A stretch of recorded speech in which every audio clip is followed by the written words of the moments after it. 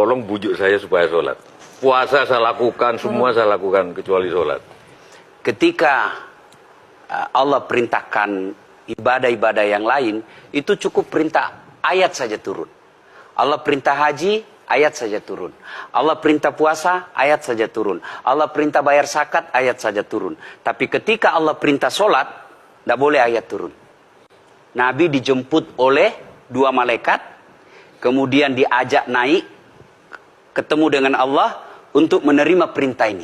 Kenapa? Karena perintah ini sangat penting. Mas, saya boleh dagang, bayar zakat sambil nyanyi. Saya boleh haji sambil nyanyi.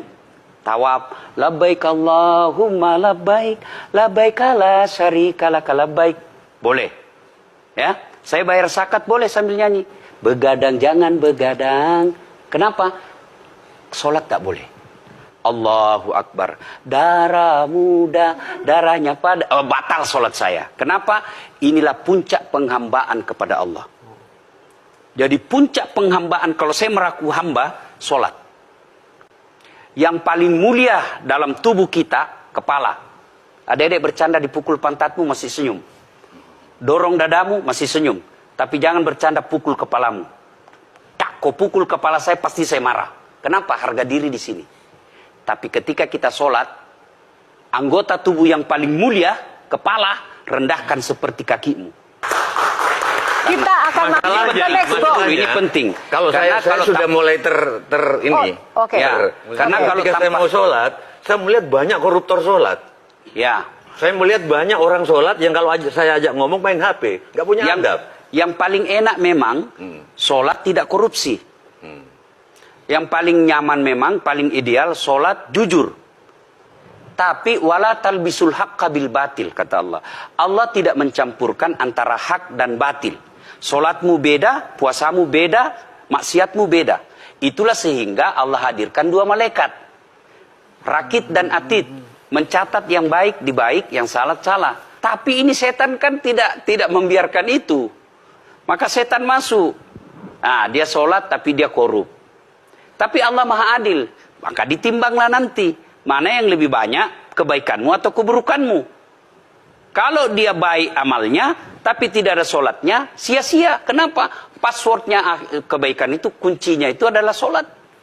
Ustadz ketika naik haji, naik pesawat. Pesawat itu mungkin dibikin orang yang nggak sholat. Iya, betul. Terus gimana dong? Nah, kursi itu mungkin dibikin orang yang nggak sholat. Iya, betul.